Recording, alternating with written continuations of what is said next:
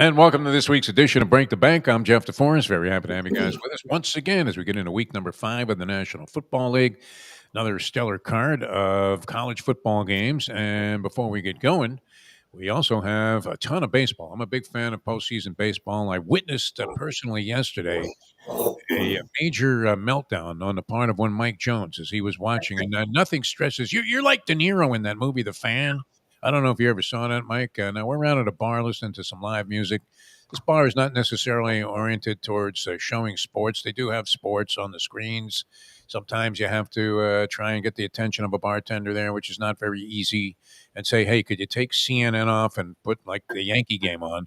But last night that wasn't the case, and they ended up evolving with all of the screens showing the Yankees Red Sox ninth inning last night.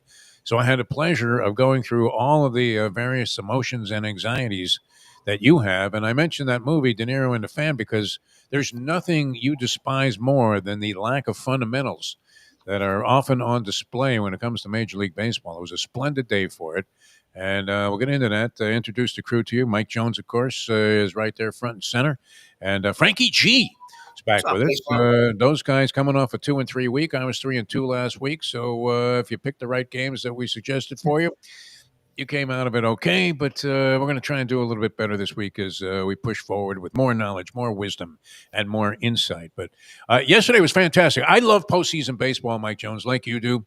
Everything is amplified. Every pitch is of paramount importance. Every single play becomes magnified that much more when it comes to its impact on the game. Every foul ball seems to take on some kind of effect. So I really enjoy it, and I love the opening round of the wild card series. It's only been like this, the format, since 2022, and now so this is the fourth year of it. And interestingly, we had a stat come our way that the team that has won the opening game since 2022, 3 straight years, 12 series, the team that has won the opening game ended up winning the series. And only on 2 occasions has the series actually gone to the third game. It's an interesting format because you have the higher seed getting the home field for all 3 games, but we've only seen that happen twice. And whoever won the opener ended up winning all 12 series. Now, I don't know if that's going to end this year. It's a relatively small sample. But in 3 years, nobody's come out of that first game with a loss and ended up going on to the next round. Yesterday was great. I mean, 3 close games and then a semi-blowout that also got a little bit nerve-wracking at the end with the Dodgers and the Cincinnati Reds underwhelmingly perceived as having a chance, any chance at all, to advance over the Dodgers in their vaunted lineup. And their big guys came through, like Champs, Ohtani, and Hernandez. Each had a couple of home runs. They hit 5 in a game, which was a Dodger postseason record. Pretty remarkable, considering the long-term history and the illustrious players that they've had. But let's start at the top. Take a look at the 4 games that took place yesterday. And the first up was, of course, Detroit and Cleveland. You liked Detroit in that game. And Detroit ultimately prevailed, but they find themselves, as we speak, on the ropes right now against the Cleveland Guardians. What were your thoughts? Schoolball was fantastic. Yeah.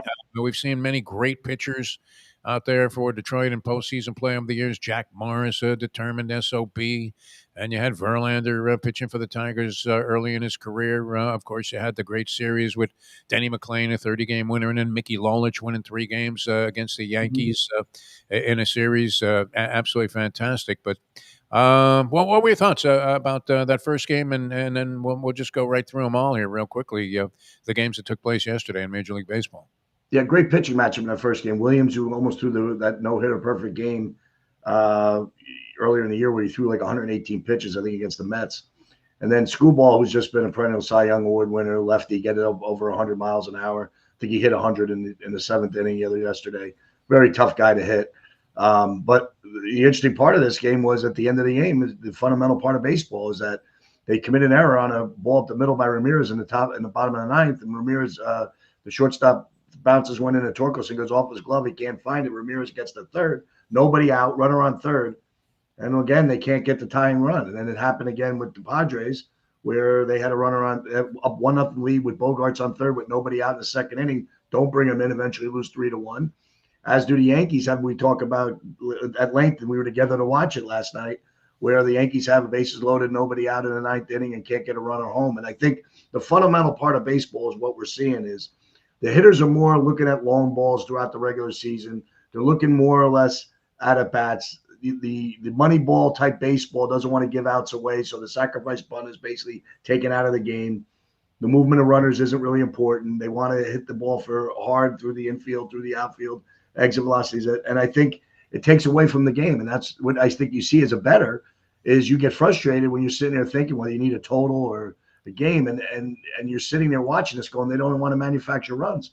And it happened again just now in the Tigers Guardians, where the first and third, nobody out in the eighth. You think you're going to walk away with this, and again the Tigers take a routine pop up by Torkelson, and then a strikeout, and then an out. It's just shocking to me how they don't get him in, get runners in from third with less than 2 outs anymore, like they should and used to. You expected that to happen watching baseball in the last millennium. Every game seemed to have at least its share of highlights. Yesterday, as you mentioned, Skubal was great, 14 strikeouts, ties post-season record for anybody that ever pitched in a Tiger uniform. Then you had the back-to-back homers in the Cubs game at Wrigley Field. That was fantastic with Suzuki and Kelly. You come to the ninth inning, Chapman's up there, and I don't know if you would be in a position right now, probably the least favorable that you could possibly get. I always thought the worst job in sports was being the teaser horse on a stud farm, where you get to get the mare all lathered up, and then she ends up going in there and doing it with Stormcat instead of you, while you get nothing. But answering Aaron Boone's fan mail today probably would be equally as frustrating without much reward, as most people are looking at Boone and saying, how the hell did he take Max Fried out of that ballgame at that point? We had the classic example when Blake Snell, who was brilliant yesterday for the Dodgers, was with the Tampa Bay Rays. Kevin Cash was going by the book, some bean counter upstairs with a little pen protector called down some mathematician and said, "You got to take him out now, Kevin." No. He does. And, of course, they blow the game. And it wasn't like he was getting lit up. And the same thing was true of Fried. He wasn't getting hammered. He had thrown 98 or 99 pitches, I believe, if you're going pitch count. Mm-hmm. You have to suspend some of that and go with a little bit of gut instinct. I think when it comes to gut instinct, you could hardly say that Aaron Boone is anything like Earl Weaver was back in the day. I have a family member, like a brother, that is a perennial college pitching coach. And we were talking about this prior to the show, about what he would have done with Fried. He said he would have given him a complete inning. He said he was getting a little bit knocked around, 97 pitches. He would have definitely let him finish the inning, or at least get somebody on base. He let him pitch to Duran to start the seventh, gets Duran out, and you could see it in Fried's face when he came out of the game. And Weaver then gives up a walk and then a double and then a base hit. There's three pitchers. There's three hitters that he has to face, all get on base, and two of them score. And basically that's the game if the Yankees can't score. But he blamed it more on the Yankees' lack of production than he did the Boone on the pitching moves. But I see his point, and it was just kind of, really interesting as to what what he was saying about it. But he said, I would probably look like I'm thinking. I asked him, is the pitch count really matter at this point? Because if you're the Yankees and you don't get it done, and your bullpen that you traded for and manufactured doesn't get things happen. They haven't been great, the Yankees, pen, even after the trade deadline when they brought in those two pitchers from Pittsburgh and San Francisco. You just got to kind of look at it. I would kind of let my starter let it fall on his shoulders, and I think they do a little bit more of that today with Rodon. Coming up here in the next couple hours. But it's frustrating. You're looking at the game, you're watching your teams play, and you look at it, you're saying, what are they doing? And then, you bring in your guy that was your closer prior to this trade deadline, and now he's moved up in the rotation. And, oh no, I think actually he was like the eighth inning guy, but he was closing games at some point when Williams struggled. So the Yankees got four supposedly closers in their bullpen and can't get guys out and throwing games. So that's what happens. It's baseball. Pretty incredible, yeah. Did anything that happened yesterday influence your thinking about today? Except your stats. The home team losers probably bounce back. Your stats did. When I see something go 12-0, I expect it to eventually turn around. The odds are it turns around. So I took the Yankees plus 155, thinking they bounce back with their bats. Going to face Bayo today. I think a pitching matchup heads the Yankees. Yankees are laying 170 again today, so they haven't been influenced by the number. So I kind of like the Yankees today. I think the Dodgers wrap up the Reds. I just think they're just too powerful. Yamamoto's been probably arguably next to Snell, very close 1-1A type rotation. They're taking on Littell, who they got from Tampa at the trade deadline, Cincinnati. I think the Reds just overmatched. Dodgers experience will win this game tonight. But yeah, just this game today was we're on the Padres a little bit. Surprise pick. I was thinking the way Cubs, but I'm going against the trend that you stated, basically that we don't see game threes, and I think we're going to see a winner for the first time, and whether it be the Padres, the Yankees, or even the Guardians. Now it looks like they're about to close out the second game. So I feel that I'm going to go against that trend, just thinking not that it's against you in particular, but it's like we're getting reference that it's never happened. I always think things happen all the time. So usually looking for the reversal. Yeah. All right. Baseball underway already today. The Guardians are up 3-1 on Detroit in the ninth inning, and the Padres had a 1-0 lead on the Cubs. Later on, I'm sure the universe will be glued to the Red Sox and Yankees. Always great stuff. And of course, later on tonight, you have the Dodgers and the Cincinnati Reds, with the Dodgers with a chance to close that one out there on their home field at Chavez Ravine. All right, let's get into some football. That's really the gist of our agenda. We bring back into the program here Mr. Frank G., the Bet Brawler Sports maven. And last week, as we said, here's the format for the show. We take 3 community games that we all make a selection on, and then everybody has a couple of electives. Last week, these gentlemen 2 and 3, 3 and 2, 10 and 5 overall for the 3 weeks since I've been giving picks out on the show. You guys have to redeem yourselves today. That's what it's all about. So we're going to come out firing here, and we're looking back on last week. The adage, this one you hit, Mike Jones. Never go against Mahomes when you're getting points, especially if he's at home. Was that enough to convince you that Kansas City has sort of turned things around? They hammer the Ravens, who have been a mystery team, sitting there at 1-3 against the spread now. They're in an interesting matchup this week, and I'm not sure exactly what to do with them. Was that enough to convince you that Kansas City is back on track? You were the only guy that was on top of that, as I think Frank G and I both spit the bit there with the Baltimore Ravens in that game. Yeah, I say shade, by the way. Either way. The thing, my thought is with the Chiefs is watching that game is basically that the Ravens have been struggling defensively. Showed it again, giving them a 30-plus number, but the Ravens, I think, have struggles with the defensive front. So the Chiefs kind of offensive front and defensive front. So I think the Chiefs expose it. They won the line of scrimmage. I like what Spagnuolo is bringing to the table. I'll have a pick later on that Monday night game that we're going to pick. Yeah. But yeah, I think the Chiefs never really lost it. I think it's tough going down to Brazil. Maybe there's a little emotion coming in and playing the team that beat in the Super Bowl in week 2. We get them healthy as a Giant fan. We get them healthy in week 3, and then they come back and win week 4. And now they go on the road, so they can very easily go 3-2, which will be my prediction, later in the show. But I think that I don't think we have to worry about Patrick Mahomes. I think he's the best player in the game. And I think, actually, I hate to say this, he might be by a little bit of an edge, too, to be the best player in the game.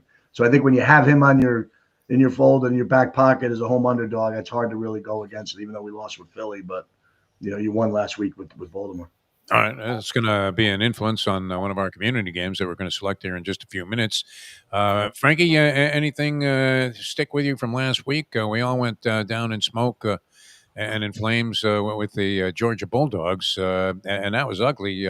Speaking of, there's a little update right there. It's 6-1 Guardians for baseball right now. Okay, very good. We have action as we speak, so it looks like the Guardians are going to even up that series at 1 apiece and possibly have a chance to, as you said, Mike Jones suggested, when something's going one way, you see a sea of red on the roulette wheel up there on the board, and you're thinking, it's got to be black. Even though it's a 50-50 opportunity coming up. Some rapper always comes up with literally like a rap around 10 grand in cash and plunks it down on the color that hasn't come up for a while. And then not realizing that, of course, there's a 50-50 chance on every roll, and it's arbitrary on every roll. Georgia, watching that, Frank, I mean, you have a tendency to sometimes get a little upset with things from a nerve standpoint. I was spitting up pea soup like Linda Blair in The Exorcist, an old reference, but nonetheless a graphic one. As Alabama, I have Georgia, just like you guys did. And Alabama gets sprints out of the chute there and just laid it on them and then managed to hang on. Surprised to see the 33 game winning streak come to an end, so. Yeah. You got to start a new one now. And that was not pleasant for us or any of us. All right, so let's get into our handicapping for this week. We do have the 3 community games. We're going to start it out on the college ranks. And all of these games are somewhat of a mystery to me. I'm hoping I come to some level of confidence that goes beyond what I was able to reach when I was thinking these things through and looking up various stats and factors that might come into the equation of trying to pick a winner. We're looking at the University of Miami and Florida State. University of Miami is undefeated. Florida State, this game might have been diminished in luster a little bit. They fall on their face against the Virginia Cavaliers, an unranked team. The Cavs had not beaten, I think, a ranked team in a while. They get out to a favorable position early on. Castellanos rallies Florida State back. It looks like they're going to pull it out of their ass there at the end of the ball game. But for a bizarre bobble in the end zone in double overtime, you would have had Florida State possibly winning this game and preserving the battle of the unbeatens in a bitter in-state rivalry. I don't know if it's a bitter rivalry. It's kind of a friendly but very intense rivalry. Let's start with you, Frank. Miami and Florida State at Doak Campbell in Tallahassee, and I believe the spread was what, 4 and a hook? Yep. Over under is 54. Money line minus 190 plus 160 on the comeback. Yeah, Florida State last week losing to Virginia in double OT. They let up 200 yards on the ground to Virginia, so I think that kind of exposed them a little bit. Now this week they're going to play against Miami, who's probably got the best offensive line in college football. Miami did have the bye week last week, so they're well rested, of course. And Florida State, I think Florida State's going to put up a good fight here. But I think when it comes down to it in the fourth quarter, I think Miami's going to pull away. And I just see Miami covering like 30-20. All right. What do you think, Mike Jones? Miami and Florida State. That line I've seen fluctuate a little bit. Saw it at 5.5 a couple of days ago. It was down to 4 and a hook the last time I checked. We have it here on Rebet at 4. What are your thoughts on this game? Well, as I thought, it might be a look ahead, as we talked about on Thursday, the morning after on No Filter. I had liked Virginia in this spot just because I thought it would be a look ahead game, playing 2, real opponents that aren't at the level with Kent State and West Texas A&M. Then they step up to their first ACC game against Virginia, and they get popped. And I thought what I saw there was Virginia really beat them at the line of scrimmage, and I think they get an even tougher task this week going up against Miami on both sides of the ball. 4 is a number that I think if they win that game even in overtime, that line's probably under 3 for this. I think they're probably giving you a little bit because of Miami -4. I'm going to lay the 4 with Miami, just as what Frank said, that I think the offensive lines and defensive front start dominating the second half. I was just surprised at how they were beaten on the ball by Virginia. And I think that's what's going to decide this game. And I think you bring the Cristobal factor in there, it might be a little worse. He kind of brings the FSU back into the fold because of some of the decisions. But Castellano was a little rough under the pressure. I think he should get more this week. I think it's going to get down to how he handles that pressure for Florida State's chances in this game. He's going to have to start making plays, maybe a little bit more with his feet than he thought. And FSU's got to come ready to play. This is going to be clearly the toughest test on their schedule, and we'll see. But I think I like Miami a little bit laying the 4. I don't know if this kind of cliche or adage would apply to Mario Cristobal, but we might take it in reverse where I always say you give Nick Saban 6 weeks to prepare for anybody before he goes into a ball game, and he's going to find a way to beat you. You give Mario Cristobal 2 weeks to prepare for a ball game coming off a bye week and a win over Florida. And I believe that gives him more time to even screw it up. Although his mishaps tend to come on game day much more so than in preparation or in assembling teams. I was not inspired at all by Miami's victory over the Florida Gators. If anything, had Florida State not lost to Virginia and shown vulnerability, they'd put up 143 points in their 2 games against their Patsy teams that they played. But they did beat Alabama, who subsequently came back and knocked off Georgia and knocked them off on the road. And as Frank G. alluded to, snapped, a 33-game winning streak. So that was no small accomplishment. Maybe Alabama wasn't quite ready for week number 1.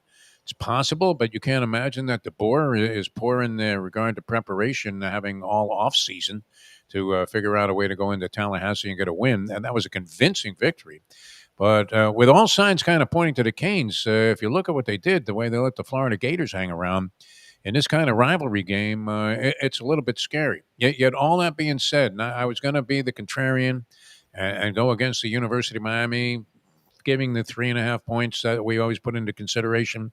But the fact that Mario Cristobal is your game day coach, extremely conservative. I mean, this guy is to the right of Attila the Hun when it comes to play calling.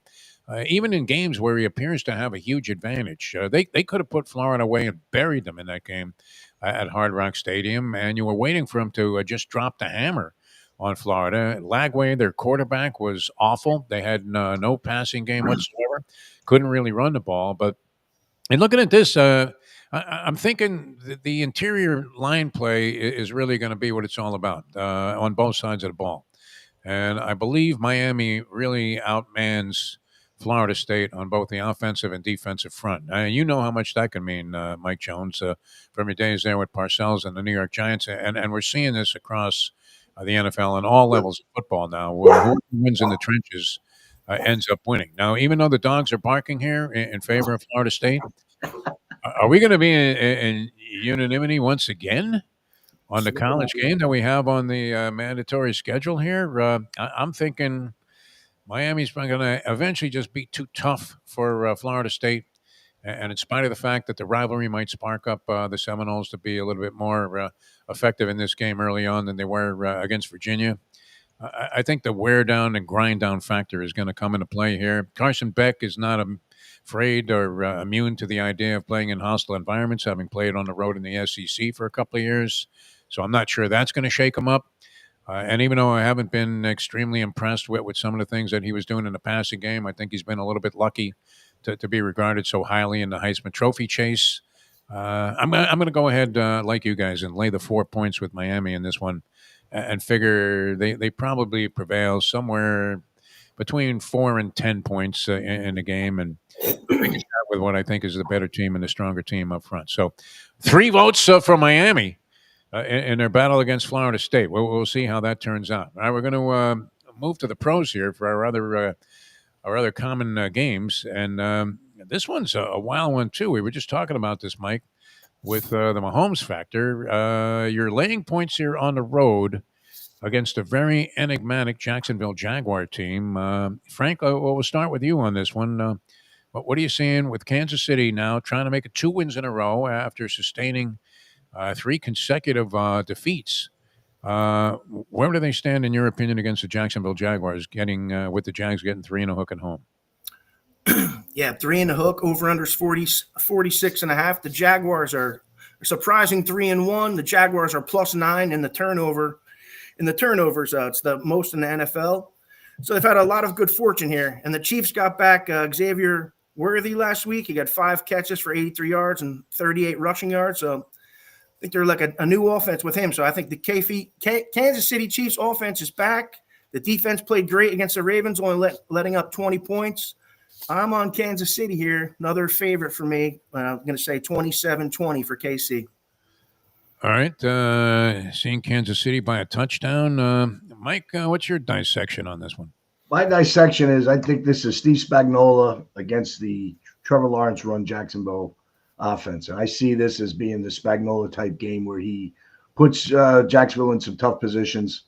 I think this is the game when you're kind of looking at the AFC West. Kansas City's going to know the outset of where they're going to be. I think there's a very good possibility they could be tied for first with a win here. I think all of a sudden all that talk about Kansas City being done with 3 wins in a row goes out the window. Again, I just say just tough to bet against Mahomes. I know he's not great against a favorite on the road. I think he's barely over 50% as a road favorite cover.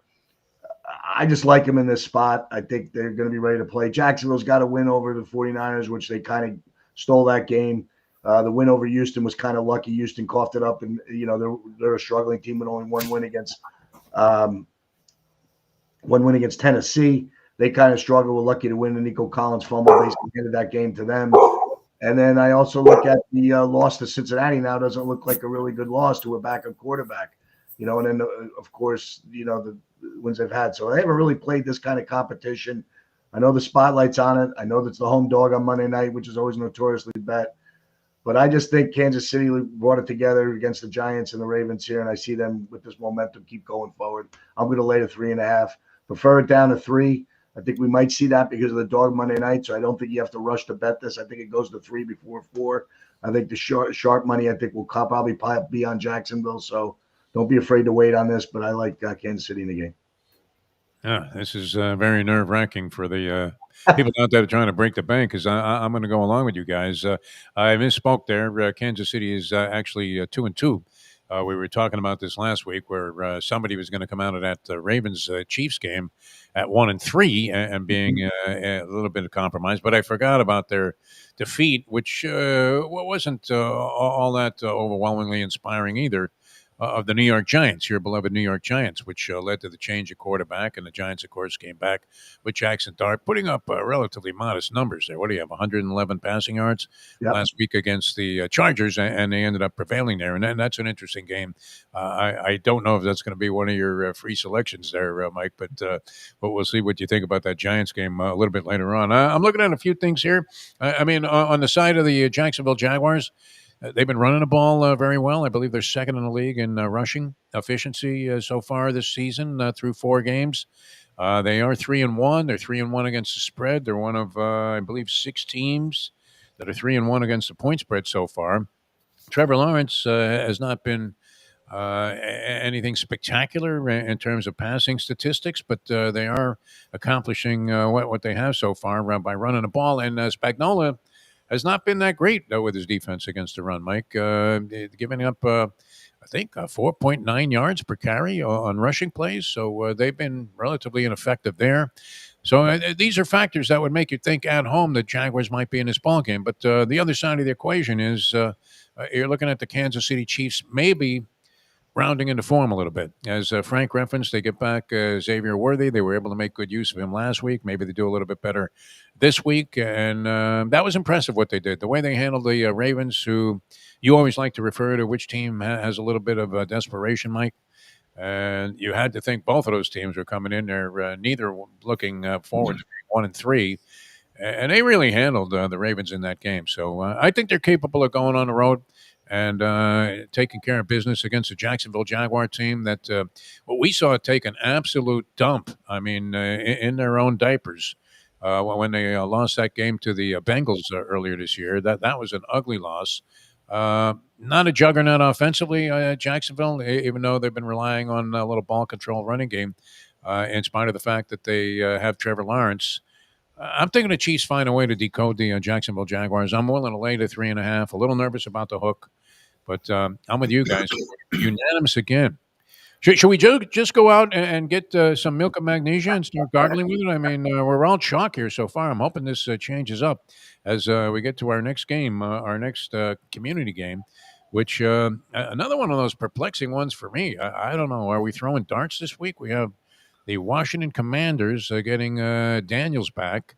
If Mariota's starting, I don't have any doubt that the Chargers would be able to handle them against the Los Angeles Chargers, who have had their share of ups and downs so far this year under Jim Harbaugh. Let's start with you, Frankie. What do you see happening on the gridiron there in Los Angeles? You got Chargers 3 to the Redskins, over under 48.5. Yeah, the Redskins, this is their 3rd game on the road in the last 4 weeks. So they kind of got screwed on the schedule here. But they got to travel across the country to L.A. Chargers defense is ranked 4th in the NFL. And the Redskins, the last 3 weeks, they've averaged letting up 28 points a game. So I'm liking the Chargers here. Another favorite, minus the 3 points. I like the Chargers to bounce back here, and I'm thinking like 28-20. Another cover for us. All right. And another favorite coming out here on Break the Bank. Frank G going with the Chargers to go ahead and cover this one against the Washington Commanders. Mike, what are your thoughts on this game? Well, interesting game, and I'm really liking a side in this game as I'll talk forward here. The Chargers come into New York playing a 1 o'clock game on the East Coast, struggled protecting Justin Herbert. And we know they lost Rashawn Slater earlier in the year after signing a big deal, but losing the other left tackle now, Joe Alt, I think was a big deal. He's got a high ankle sprain. I believe he's going to miss this game. I think Washington, what I saw live against the Giants, can get pressure on the quarterback. I think Herbert has not handled the last couple of games well under pressure. They were lucky to beat Denver. They were beat by us. You know, I like Washington spot getting Jaden Daniels back. I think he makes the big difference in this game. I think you grab the 3 while you can get it now. I like him also on the money line. I think the Chargers will find that this is going to be a really tough spot for them, going back home, playing this game without their line intact. We put a tremendous amount of pressure, dominated the game, won the game at the line of scrimmage. Our offensive line did allow 6 sacks, but we thought 3 of them were because of Jackson Dart's movement into the sack. We didn't think it was our offensive line's problem. That's been one of our weak spots, but we ran the ball okay and controlled the line of scrimmage for most part. We didn't think it was going to happen. So I think Washington should have a little bit of an advantage on both lines at this particular time. And if they do, getting Daniels back, I think Washington wins this game outright.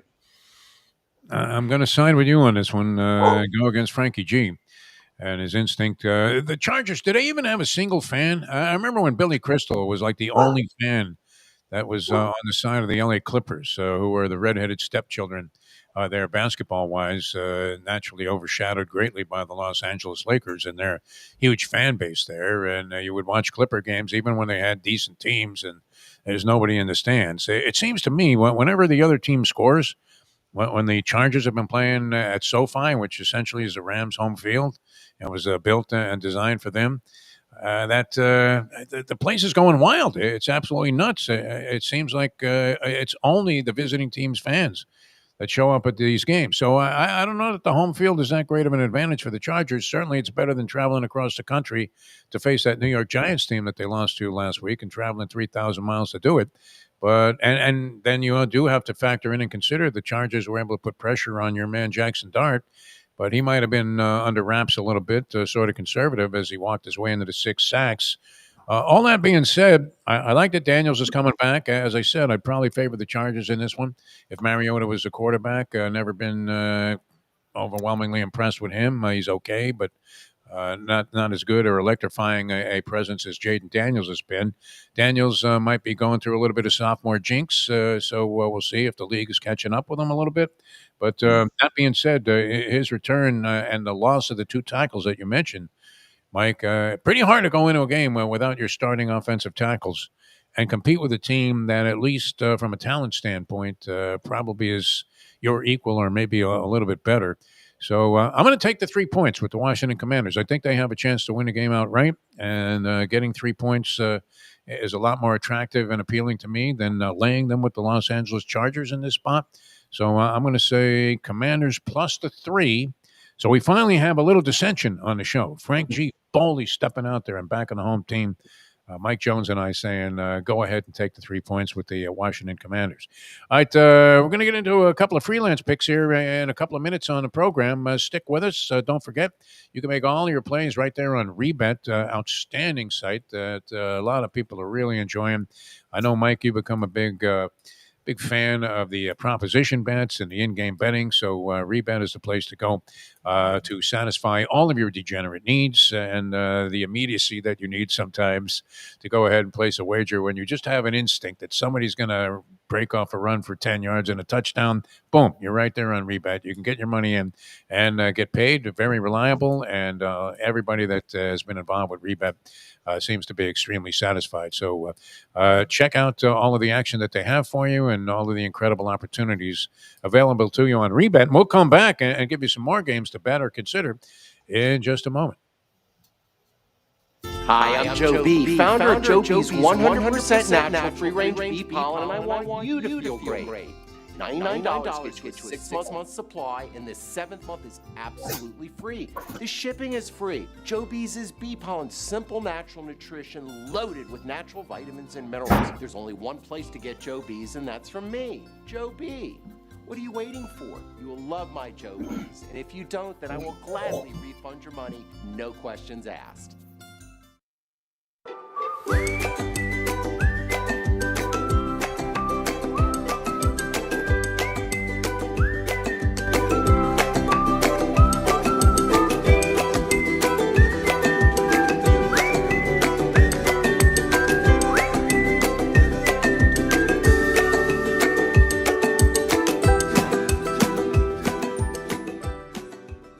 Welcome to Rebet, the first of its kind free-to-play social sports book.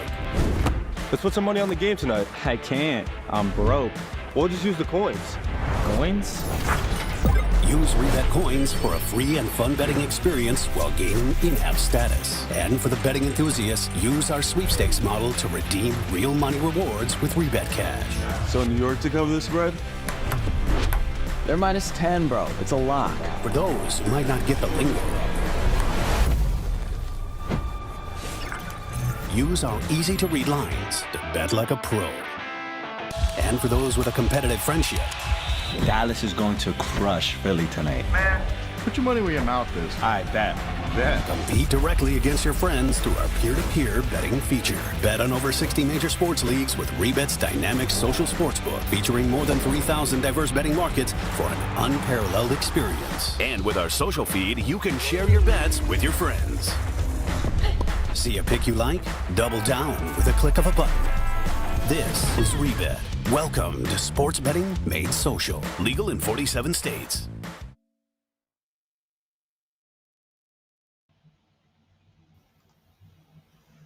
All right, welcome back to the show. Good to have you guys with us. We got a little juxtaposition of position there, but now we got everybody in order once again here. I'm Jeff DeForest, a.k.a. Defo, Mike Jones, the man in the middle with the good-looking hair, and Frank G., our man out of New Jersey, big Jets fan, and the Jets, unfortunately, Frank G., for you, still on the schneid after losing to the Miami Dolphins. That was, I don't know. I mean, if you lose the game of your life, what do you have to do? Is it like loser leaves town? I thought the Dolphins were a cinch in that spot. They managed to make it a little bit nerve-wracking towards the end. You did have to recover the onside kick. They were in control on the scoreboard the whole way. The Jets really fumbled their way out of that ball game. I don't think the second turnover was as significant as the announcers seemed to make it, but that first one certainly was painful when they fumbled as they're going in for a touchdown. And then they really never recovered from that. But the Jets losing last week, what was beneficial for me, because I absolutely love the Miami Dolphins, and that'll be the only time I bet the Dolphins all year, I think. So we do have some free selections coming up here. This was from anywhere on the board. And, Frank, I know you've been doing a lot of studying, so let's get the first of your elected picks. Speaking of the Jets, let's go right to it. Dallas -2.5 to the Jets, over under 47.5. Dallas is ranked number 1 in offense and then also ranked number 32 in defense. Dallas has led up 24 to the Eagles, 37 to the Giants, 31 to the Bears, 40 to the Packers. So looking at this over-under number of 47.5, I actually think the Jets are going to be able to score some points on Dallas. I think the Jets are at least going to score like 24 points at home. I think this is like a 28-24 type of game. So that equals 52 points. So I really think this over-under number is just a tad too low. So I'm going to go over the 47.5. Very nice. And you're the king of all unders, though, aren't you? Yeah, but I'm just looking at it. This is one that popped out at me. And I almost wanted to take the Jets here, but against my better judgment, I'm going to just give the over. I have a funny feeling. I don't know. I mean, I thought the Cowboys would be a little better this year. I mean, since they lost C.D. Lamb, that doesn't help them any. And, of course, what we all saw what Micah Parsons can do. He makes a huge tackle in that game, which ended up in a dead heat. They finished up a tie in overtime. But if he doesn't come, I mean, that was a sensational play that we saw from Parsons with Green Bay getting to Dak Prescott right at the end of that ball game. He's about to roll into the end zone, preserve the possibility of the tie. I would have actually given the Jets a little bit of a sniff in this game to certainly cover the point spread, because they might be actually trying to get to the point where, I know they're trying, but they may be getting to the point where they're going to figure things out and at home finally get that zero out of the win column. But you're saying a lot of points going on the board. This is going to be fireworks, almost like the shootout. It's going to be a fun Jet game to watch for a change. Okay, and you're looking for a lot of scoring in this one, and we'll see if that turns out to be the case. Taking the over is Frank G., his first elective selection here of 47.5. Cowboys with an anemic defense and the New York Jets. Mike, what do you have for us first up on one of your selections? I'm going to have some fun with this show today and stay within the same game as Frank just talked about. Don't tell me. I'm going to reverse the score and say the Jets come up with their first win of the season, and here's why. I think that 40-40 game takes a lot out of the Cowboys, a lot of plays, a lot of emotion. Late Sunday night game, going to overtime, a couple injuries. They're still not going to have C.D. Lamb back. And I think what I saw the Jets Monday night is they were close. I don't know if they don't fumble the ball on the 1 yard line in that first possession that they don't win that game. And then maybe this line is the other way around. Talk to some guys on there. They think the people are going to push Dallas up to 3. I think we're going to see 3. That's the number I'm looking for, possibly even a 3.5. Some of the sharps are actually, I know, waiting to see if it even pops over. You know, the Dallas is a nationally bet team now that with the sports books everywhere in every state. You got to think the Cowboys' action is going to come in, and everybody got to see how bad the Jets looked on Monday night.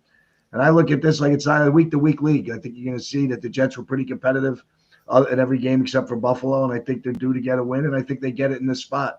I like the Jets plus the 3. All right, Mike. No, they really choked themselves, right there at the Adams apple with the penalties and the turnovers. I guess there was 3 turnovers in the game. That second one, though, Fields was going to be tackled on 4th down anyway. So the fact that he fumbled, I think they exaggerated the impact of that. It only resulted in another few yards for the Dolphins. But nonetheless, if they, as Aaron Glenn suggested, he seemed pretty calm after the game. I don't know if he was throwing stuff in the locker room, but when he walked off the field, he gave a very gracious answer to the person on the field that was doing the interview about what they had to do. And clearly, these are things that possibly are correctable. The penalties certainly are. I don't know about the fumbles necessarily, but I'm going to give him a shot in there. Frankie, we're all going to be thinking about you because I'd give him a shot. I wouldn't pick that game as one of my selections, but I'm thinking maybe Gang Green finally gets something done this week. I'm going to go with this one, and I don't know. You might be on this one as well, Mike. I don't know. We sort of touched on this a little bit on another show. But the Vikings in an interesting situation where they played a game in Ireland last week. They looked like crap, absolute garbage for most of the game.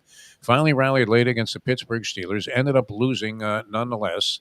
And they've got Carson Wentz now at quarterback. So he's a veteran presence. Nothing spectacular, but seemed like once he got acclimated, he was effective late in the ball game. Almost brought him back all the way for the win. In fact, it was weird because I'm sitting there getting 2.5 points with the Pittsburgh Steelers in that game, thinking I've got this in the bag. And all of a sudden, you're sweating it out as the Vikings had more than one opportunity in the last couple of minutes to come back and put a score on the board that would have put them in a position to either send the game to overtime or win it. But I love the fact that they're sitting there already in Europe. I mean, how do you account for that in terms of what would be a home field advantage on a neutral field? So that they didn't have to make the trip to schlep over there. They're already acclimated to everything, the time changes and differentials. They've been there for a little while. They suffer a bitter loss after getting hammered early in that ball game last week against the Steelers. Taking on the Browns, who have that win miraculously, came back and beat Green Bay. Maybe Green Bay is the most overrated team in the NFC right now. That's a possibility. You sent me that message as we were watching them this previous week. And they got into that tie with the Dallas Cowboys, who, Frank, as you said, are just a sieve defensively. So I'm going to say that the huge advantage of being in Europe while the Browns are schlepping over there is going to be very beneficial for the Vikings, even though I don't love them in this game. I think that edge alone, it's right up there with the Cristobal factor for me. I'm going to go ahead and lay 3.5. Plus, the Browns are changing quarterbacks to Dylan Gabriel. They're going to start a rookie. This is a spot where it probably is a good place to go ahead and make that change. Joe Flacco at 100 years old wasn't getting the job done. Uninspiring offensive presence. But so you work Dylan Gabriel in while he's overseas, and maybe if he fails miserably, you leave him there like they did with Allen when he was coaching the Raiders. But this one, I think, goes the Vikings' way. I'm going to lay the 3.5 in that one and take my chances on the giant home field edge held in a neutral site. In this particular case by the Vikings. Frank, what do you have for us on your other selection? Last one, we got Eagles minus 3.5 to Denver, over under 43.5. I gave the stat a few weeks ago, but the Eagles have always been covering by at least 4 points, and in like half the games they cover by at least double digits. But the Eagles are 3-1 against the spread this year. The Eagles still have won 19 out of 20. Eagles have been, they're making me money. Whenever we bet the Eagles, we seem to be winning here. So I know Denver. Bo Nix is playing well. Denver has a very good defense, but I'm still just going to ride these Eagles. And anytime they're laying 3.5, I'm on them. Okay, going with the Philadelphia Eagles, 3-1 against the spread, as we mentioned. One of 6 teams at 3-1. Those would be the Rams, Jacksonville, Indy, Detroit, Seattle, and Philadelphia. You have nobody that's either 4-0 or 0-4 against the point spread so far in the National Football League. And as you might imagine, many of those teams are in there at 2-2. Frankie G's going to eat it up with the Eagles in this one. Mike, what do you have for your other selection? I'm going to go back to college. I'm going to take a team that I bet at plus 150 2 weeks ago to make the college football playoff. I think they're going to be the upstart team in the Big 12. I think they might win the Big 12. They're coming off a bye week. Texas Tech goes to Houston. Their one common opponent is a tough late winning game by Houston won late at Oregon State by a field goal. Texas Tech was up 45-0 over Oregon State and Texas Tech a few weeks prior. I know it's a big number to lay on the road at 11. Love the way Texas Tech's playing defense. Showed me a lot in their win over Utah. I'm going to lay 11 with Texas Tech as one of my best bets. All right, Texas Tech, going back to the college gridiron, Mike Jones for his other free selection here. I'm going to do something really stupid, but I was so underwhelmed by the Cincinnati Bengals. And this happens a lot. Browning comes in there after Joe Burrow goes down. He makes a pretty good account of himself, and everybody's thinking, oh, well, maybe it won't be so bad. And how many times have we seen this where the backup quarterback comes in and either in the immediate subsequent week he lays an egg or eventually comes back to the pack, and you start to see why this guy was a backup, a career backup. I think we saw a little of that with Tyrod Taylor with the New York Jets, who you like, Mike, but Frankie G, you had to be thinking I'm dead meat here with Tyrod Taylor starting at quarterback. When Fields came back, I thought that gave him a chance to beat the Miami Dolphins. Made me a little bit more suspicious about the game, but nonetheless, the Jets being the Jets, they found a way to lose this. But you never want to lay double digits. I mean, especially with a road team in the National Football League. But I'm thinking the Bengals are that bad right now. I mean, their effort in that game on Monday night against the Denver Broncos, so they're coming off a short week. They get up to a 3-0 lead. The Broncos don't amaze me. I think they're vulnerable. They put up 28 unanswered and win the game going away, 28-3. I think the Lions are playing great. That was a little bit misrepresentative of where they're at. A lot of people were suspicious that Dan Campbell was really just a figurehead, couldn't coach without Ben Johnson, and Aaron Glenn as his coordinators. After losing to Green Bay on the opening game, you thought, my God, everybody was right about that. But in the 3 weeks since, they've been nothing but dominant. 10 and a hook, a little bit nerve-wracking to lay double digits, but I think they're going to pound this team. And I'm going to go ahead and lay 10.5 with the Detroit Lions on the road against the inept and hapless Cincinnati Bengals.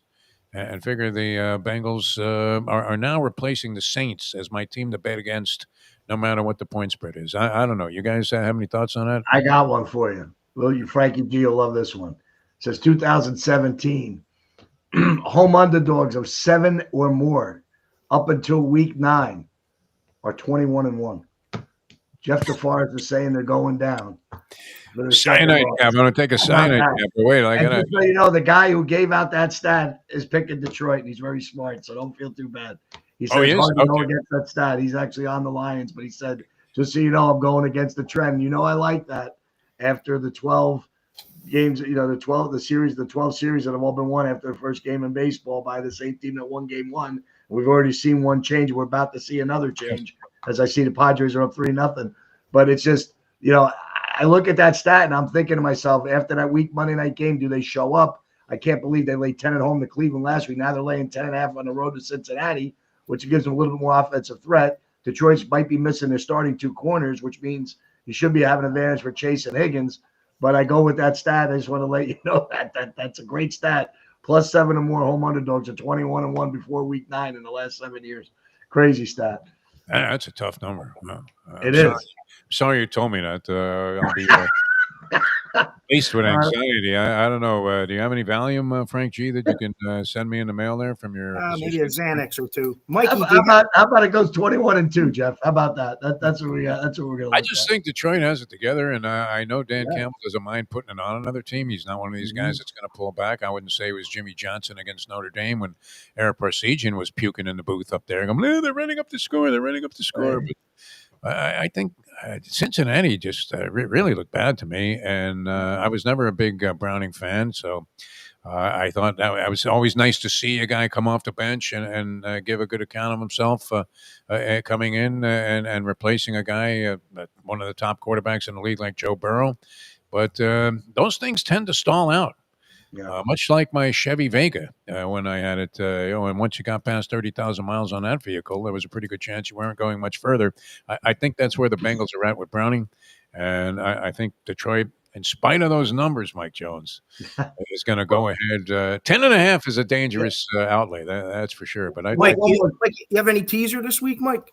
Yeah, I do. My teaser, it didn't win because Green Bay got beat and the Chargers got beat, so it wasn't really good teaser. But my teaser would actually, I like to look at going up a little bit. I might take my Giants plus 8.5 against New Orleans, thinking they're going to keep that game close. And I like the Carolina Panthers plus 7 against the Miami Dolphins. Would be a game I'll probably take straight, thinking they're a home underdog again. And you got the Saints. I always think this with the Saints, that line has moved from 2.5 Giants to now 2.5 New Orleans. And I think it's the Malik Neighbors factor. I think it's a big factor that the Giants, Jackson Dart's going to go down there to play a first road game. They can't make him a favorite. I think a road favorite rookie quarterback is like over a 60% win. So I think the fact that they flipped it around now, it looks like it's more of a losing proposition. This is a game as a Giant fan, I'm very worried about. New Orleans looked pretty well for a half against Buffalo, was in that game. And, just one of these things where you get high on your morals after getting a big win against a much better team that you're going to go face. But I think the Giants still desperate for wins, and I think we look good on both fronts of the ball, so I think we have a chance down there. But I'm not inclined to bet it. I can tell you that. But a teaser plus 8.5, I think we keep it close. I do have a teaser, Frankie G, for you from Teaser Man, very successful teaser bettor. So he's with you on this one. He has the Giants plus 7.5. I guess that's moved to 8.5. Mm-hmm. He has the Bucks plus 9. And the third part of this teaser parlay is the Lions minus 4. Kind of interesting. So that might be 4 and a hook. I don't know if that line's moved to 10. If it has, it makes me a lot happier about your statistic.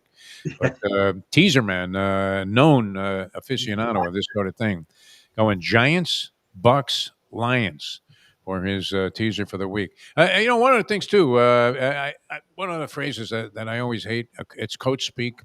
And you're well aware of this. I mean, having worked with Parcells, Mike, and you've watched football a long time, Frankie G, and you follow sports. And you always hear the coach just say, well, it doesn't matter about this guy. It's the next man up. And once in a blue moon, the next man up turns out to be brilliant. The next man up when Bledsoe got hurt was Tom Brady. Yeah. The next man up a long time ago with the St. Louis Rams, I guess, what was Kurt Warner when he came in.